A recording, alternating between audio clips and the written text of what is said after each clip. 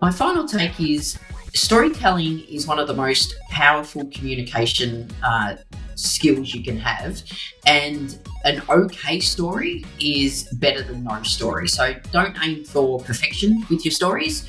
It's all about connection. So give it a go, learn the skill and share a story. Good morning, good evening, good afternoon, wherever you are and wherever you're watching from. My name is Matt Pierce, host of Visual Lounge, and today we're going to be talking about one of those elements that is important to any training program, especially if you're making video, even if you're making screenshots. Using these images, we're going to be helpful to tell a story. Stories are super important, right? Stories go back, I don't know, so probably someone knows better than I know how far back they go, but really probably to the beginning of us as a culture and species, talking about what we can do and how we can do it and work together and all those great things. And we got a great guest to help us walk us through this today. So let me go ahead and introduce her. Gabrielle Dolan knows the power of a great story. While in a senior leadership role at the National Australia Bank, she had an epiphany about storytelling in business and never looked back. Today, she's a global expert on strategic storytelling and real communication, working with companies like Uber, EY, Salesforce, Amazon, and the Obama Foundation. She's a best-selling author of 8 books, host of the Keeping It Real with Jack and Rael podcast, and her latest book, Story Intelligence, hit #1 on Australia's business books list and Amazon's global hot new releases. For Gabrielle, helping people communicate authentically isn't just a career, it's a calling, and we are so pleased to have her with us here today. So, Gabrielle, welcome to the Visual Lounge. Thanks, Matt. I'm very excited to be here talking all things storytelling with you. Yeah, so I'm just pleased. Like, you've got so many great credentials. You've obviously done a lot with being able to talk about a story and using story, which telling a story and talking about how to use story are very different things, I think. Tell us a little bit more about your background. What was the epiphany for you about story and that power that comes from using it? Yeah, look, you mentioned in the bio that I work for National Australia Bank, so one of Australia's largest companies, and this was going back 20 plus years ago. It was in my roles, I started my career in technology and then moved into L&D roles, so looking after the training, and then moved into change management roles, so like digital transformation, although way back then we didn't call it digital transformation, we just called it technical change. Yeah. And it was in those final years that I noticed that when I shared a story about like why we were delivering the train, why we were doing the change, and why we needed to do it, and if I shared a story, it seemed to get the message across better. Like it wasn't a silver bullet, but it was like people seem to understand. They go, "Oh yeah, I never thought about it that way," or "Yeah, I guess that sort of makes sense." And I also then started to notice the really good leaders that I wanted to work for were sharing stories. The brilliant presenters. Sometimes you see a presenter and you go, "That was so good." And then you think about why were they good? It was like they were sharing stories. So it was 20 plus years ago. I thought, I think storytelling's a skill. I think it's absolutely a leadership skill. I think it's a communication skill. I think it's an influencing skill. You also look at the very best teachers and trainers that they shared stories. And because of my L&D background, where I had, was heavily involved in designing and delivering leadership programs, I sort of thought, I think this is a skill, and you know what? I might give it a crack of teaching people. So, and, at the time our children were 2 and 5, and I just sort of thought, if it doesn't work out, I'll spend a bit of time home with the kids. And if it doesn't work out, I'll just go back and get another job. And here we are 21 years later and 8 books later, as you talked about. And it'd be fair to say it's worked out. And so here we are. Yeah, well, that's great, and it makes sense that like as you look at those pieces, right, that story is prevalent. Like I mentioned, I don't know when stories first came about, but we've had them forever. I'm curious from your perspective and what you've learned over these years of studying about story, looking at stories. I'm sure you've heard a lot of great stories. You probably heard some terrible ones too. But like, what is the essence of a good story? What should we be looking for? Whether we're making a video, we're doing a training, maybe it's a presentation. Are there key components that we should be concerned about and thinking about? Yeah. So, I mean, a couple of things on, I come from Australia, and Australia is, we are the proud owners, I guess, of the longest culture in the world. So, our First Nations people are over 65,000 years old. So when you look at the First Nations Dreamtime stories, like you literally look at the messages that have been passed down for thousands and thousands of years. It's through the stories that the message has been passed down. So it's almost like you've got to look no further than that, than the power of stories.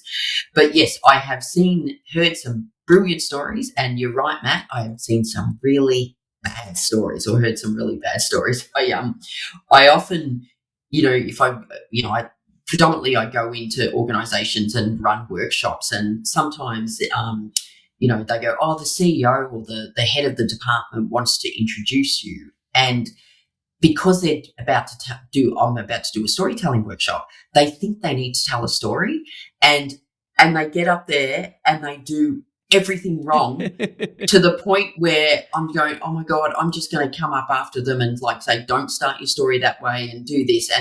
And so now when I ever, a client says, oh, the CEO wants to introduce you, and I said, can you please ask them not to share a story? Or if they want to share a story, can we have a one-on-one session with them beforehand? Because I know I'm going to end up embarrassing them, because they're going to do all the things right. So maybe what about if I share an example of a really great story, and then we'll pick apart why it's good. Because I think you said in your intro, there's a difference between talking about how good stories are and telling a story. And again, I will often hear experts talk about the power of storytelling for an hour and not share one story. It was just like, what are you doing? So let me share an example. So to set it up, I was running a training workshop with the risk team. So it was the entire risk team and the head of risk. So the chief risk officer, her name was Rosemary, and she said, one of the biggest issues we have is when we talk about risk management to the business units we support, they sort of look at us and go, you're the risk manager, that's your job. And she said, it doesn't matter how many times I've told them, I cannot manage your risk for you. All I can do is help you manage your risk. She went, the message just doesn't get through. The behavior doesn't change. She goes, I've tried everything. I've tried, case studies, examples of the benefits of managing your own risk, the consequences not. She goes, but nothing changes the behavior. And out of frustration, she said, I've tried everything. And she tried everything except a personal story. And I'll talk about the different types of stories later, but let me share this example with you. She said, when I was a kid, I grew up on a farm, and growing up on a farm, there was all these dangers we needed to be aware of, but Mum would teach us what to do. So we knew what to do if we came across a snake in summer. We knew about the potential traps in the dam after heavy rain, and we knew what to do, if we came across a, redback spider, in the timber heap. And I remember this day I was running down to get my bike, and then I just froze, because in front of my bike was this massive copperhead snake. But I remembered everything Mum taught us to do. So I played statues, and then I slowly walked backwards until there was enough space between me and the snake, and I ran back to the house to tell Mum. And I'm sharing this with you because it reminds me of the role we play in risk. All I can do is give you the skills, knowledge, and advice, so when you come across your own copperhead snake, regardless of what that looks like, you will know what to do.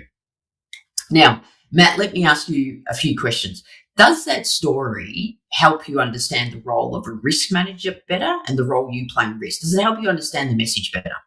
I mean, it definitely puts me in a position of saying, okay, I know there's risk around it, but maybe I need to better understand the risk. But specifically what risk I might be facing in that role? No, because I'm not in that role, but I'm guessing those people could envision what they Yeah.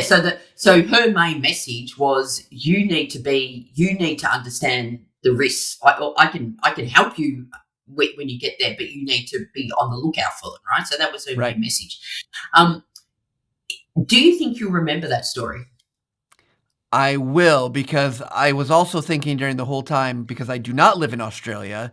Yep, that tracks. Snakes and spiders, they're going to kill you. But yes, it's easy to remember, and it's memorable because you can envision, I can picture this little girl on a farm someplace out in the wilderness. Yeah. And you will remember it. And again, we can talk a little bit about why we remember stories, and even the fact it visualizes. So, you talk, we'll get into that later about the aspect of how story creates a visual for people.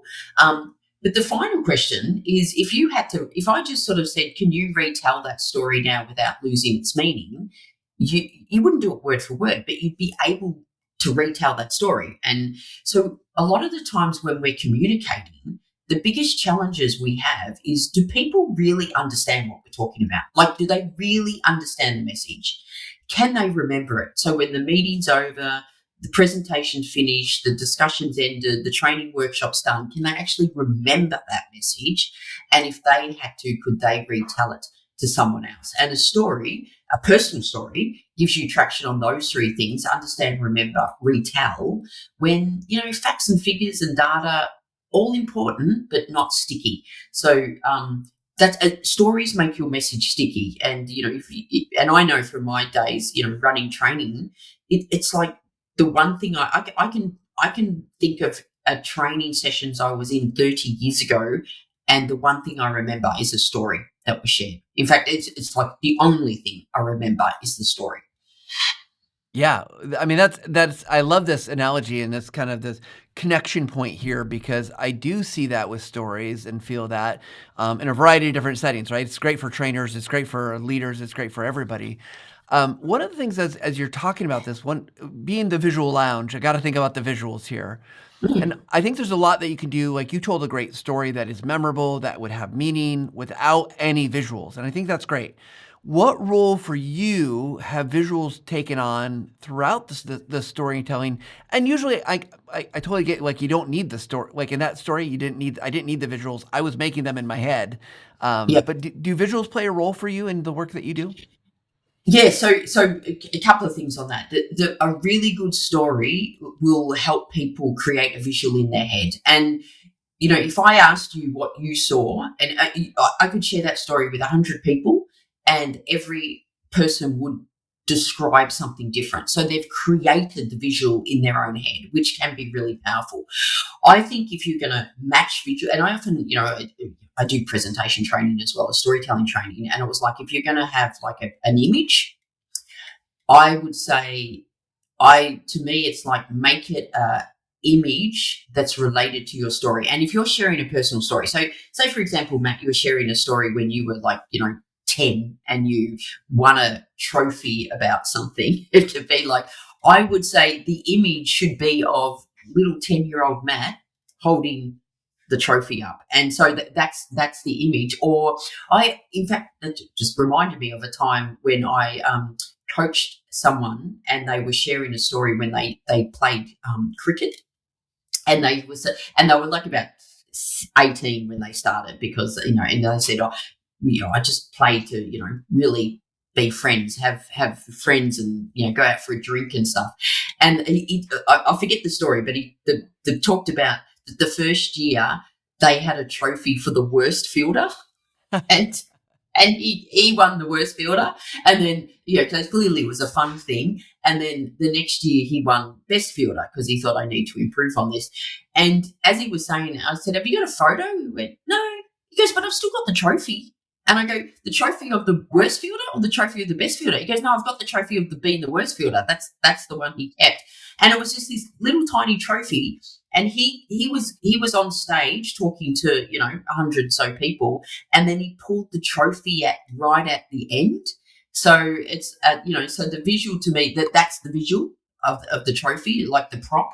But I would say, if you're going to use a photo or any type of visual, and you're sharing a personal story, my advice is have a personal photo to attach it, not a like stock image. I would do it, and even if you're putting, sharing something on LinkedIn, for example, I would go the story itself, or the story and a personal photo, but don't do a personal story. Don't share a personal story with a stock image, is the advice I give. And so, I'd be interested in your thoughts on that as well. Yeah, I mean, I'm right with you. Although I can imagine there's some people who feel that's really vulnerable. But I do think good stories lead to vulnerability, and it allows you to put it out there. For you, let's talk a little bit about that, right? Because it does seem like, I think there's you've been around coaching people, you're obviously a great storyteller. You worked at your craft. Like you said, it's a skill, and I love that because I think sometimes people think talents are things you can't learn, and this is Mhm. obviously something you can learn. So, I work with, we talk to a lot of people who are in business and trying to convey a brand story or a bigger message. Then it's not, maybe not always personal, but what advice do you typically find that you give people about being vulnerable when maybe it's awkward? And then, after that, I'd love to hear even advice about just like, how do I get good at this? I'm thinking I'm going to be really selfish now and everybody else gets to listen to you. We connected, so I'm going to take advantage of the opportunity to get some coaching. Yeah, But yeah. like, Let's so do live coaching. let's talk about vulnerability first, because I do think that's hard. And in brands, particularly when a brand's trying to tell a story, whether it's you're training, you're inside an organization doing training, or maybe it's a customer, you're teaching a customer.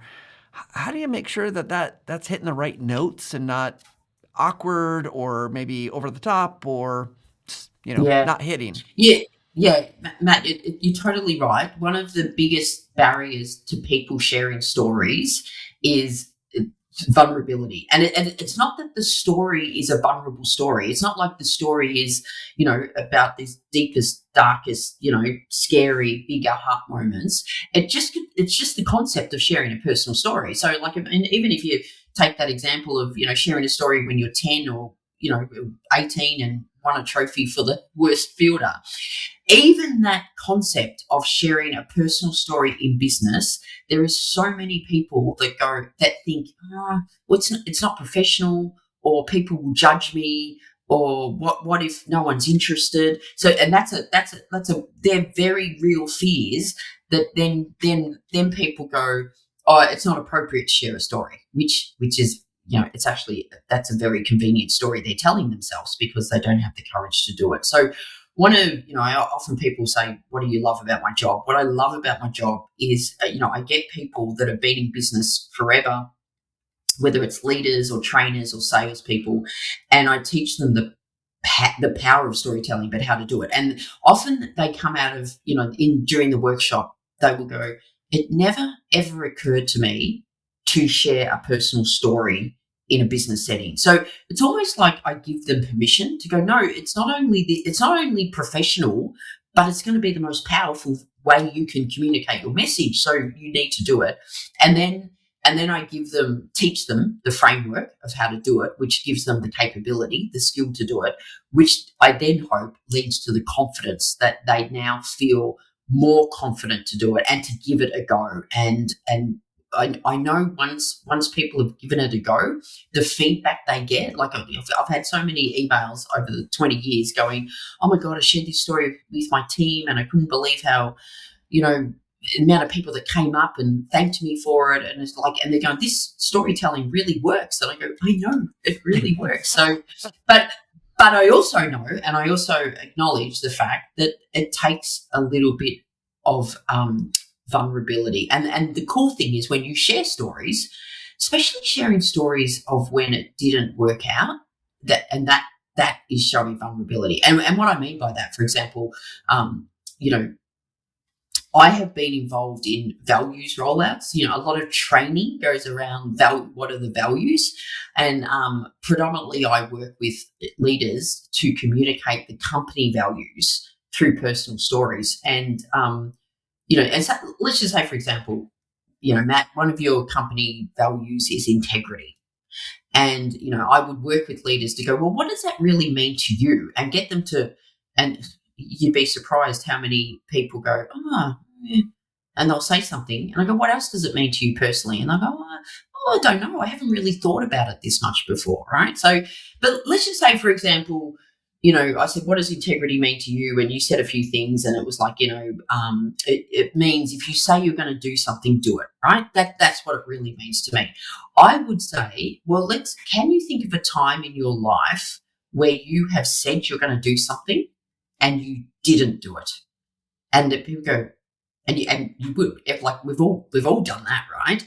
And so sharing a story about when I didn't live up to the value and the regret I have, and you're going to remember stories because it's normally a regret. They can be your most powerful stories you can share. And and I look at some of the very best in, like, for example, the very best induction programs or onboarding programs. Yep. It is of senior people in the organization sharing stories around the values of both when they haven't lived them, but then also of employees when they have lived them. So I just sort of think you can't really bring values to life without stories. Well, I love in that there's that counter, almost a counter example, right? I failed, I Mm. didn't do the thing I was supposed to, the regret, because I do feel like, particularly in corporate, right? Like it's Yeah. success, success, success. Learn, but and in tech particularly, I know that there's like this fail fast mantra. But even Hmm. then, it's like, well, I failed, but then I was a success, and I do think Yeah. sometimes, so that's really interesting to hear you say that and express that, because I do think there's really a lot of value in saying, like, this didn't go the way I thought it should have, or I wanted it to, or man, sometimes I just really screwed up. And because I do think there's I don't know in Australia if it's as prevalent, but sometimes there's this fear culture in the US of like, you fail, you're out. You're gonna lose your job, and Hmm. you're not gonna be successful. And even when I talk to younger employees and things like that, they're always really nervous. Like, I screwed up. What's gonna happen? It's like, you Yeah. screwed up. I've been in 20 years. I've screwed up like every week. I do something, I'm sure. Yeah, yeah. So the difference, so really good points, Matt. And I would say the difference, if you're a leader and you want to create a culture of it's okay to, screw up and, because we've all done it, as opposed to just saying that, like, as opposed to saying to your young employees, it's okay to screw up, we've all screwed up. And, instead of just saying that, share a story of when you did screw up. Like, share a story of when you were young and this is what you did. And because that's going to mean a hell of a lot more than just saying it's okay to fail. We have a fail culture, and as long as you learn from it, yeah, all good words, they're words, but the story will mean something. It was actually, in your intro, you talked about the podcast, and I do have a podcast called Keeping It Real with Jack and Raoul. I'm Raoul, by the way. My younger sister couldn't pronounce my name, Gabrielle. I just said Raoul. But my daughter, who's 25 and she's just started out in her career, she actually said, Mum, can you do an episode of when you've screwed up? And because she said, because when I make mistakes at work, I just think it's so bad and it's going to be the end of everything. She goes, it would be really good when you've made mistakes to listen to an episode of all the mistakes you've made, but of other people, the mistakes they made, what the mistake was, and sort of where they are now. And she just said it would just be so, like, nice to hear that the stories of other people screwing up. But it's hearing the stories that helps you really understand. Yeah, we've all been there. We've all done that. That people go, oh yeah, yeah. Now I get it. They get it through the stories. Well, I would listen to that episode because I think that sounds like just a fantastic one. I do want to make sure we're getting time to get to our speed round questions and things like that. So, you've got such a depth of experience, and I would love to, maybe we'll have to have another episode where we have you back on sometime where we talk. But I'm curious, top 3 things. What are 3 tips you would give us to just use story better wherever we might be? Maybe that's too much. Maybe there's only 2, but No, 2 or 3. I'll give you some tips. So first of all, if you're sharing a personal story or any story, it's got to be true. It has to be true. And so, a lot of people sort of go, as long as it gets the message across and it's made up, surely that's okay. It's not okay. It's not okay. If Rosemary shared her copperhead snake story and then, you said, oh, I really loved your story. I grew up on a farm too. Where did you grow up? And she said, oh, I just made that up. Like, her credibility's gone, right? Like, it's gone.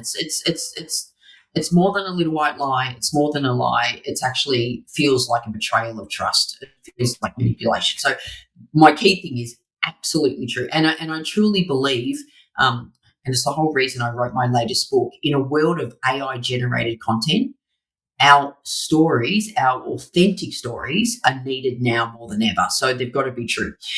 Let me do some other tips of how to so stop and start, how to start your story and how to end it.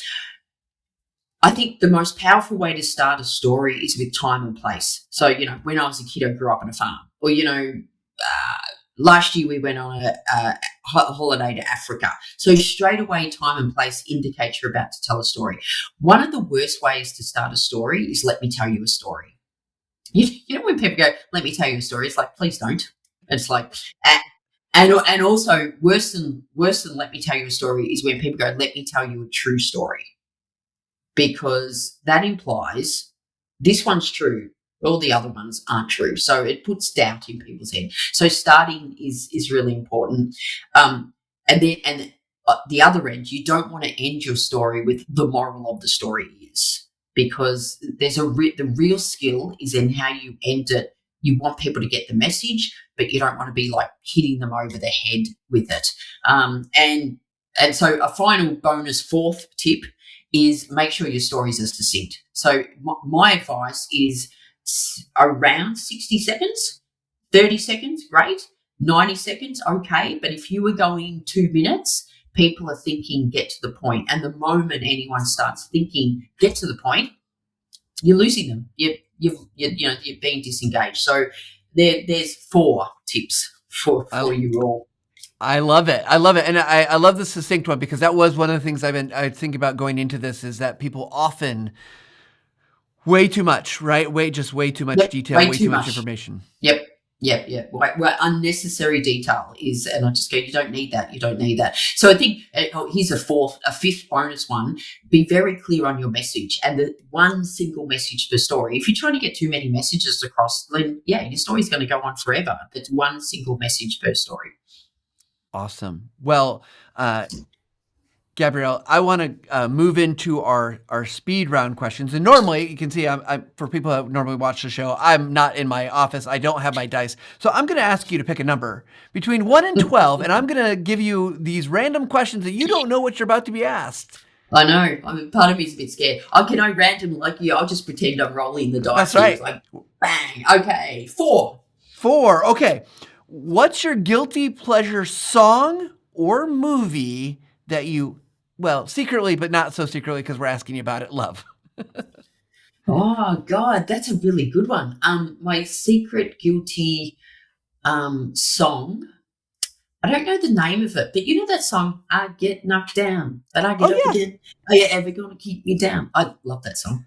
There you go. It is a great song, and worth having it as your kind of a guilty pleasure to listen. Yeah. And anything from Kylie Minogue. I love Kylie Minogue. I know Kylie Minogue's not great massive in the States. She's massive in the UK and Australia. Anything from Kylie Minogue. Perfect. Well, let's have you roll that imaginary dice again. Okay, 1 through 12. Here we go. 9. Number 9. Okay, you asked for it. What's one thing you're most proud of in your career?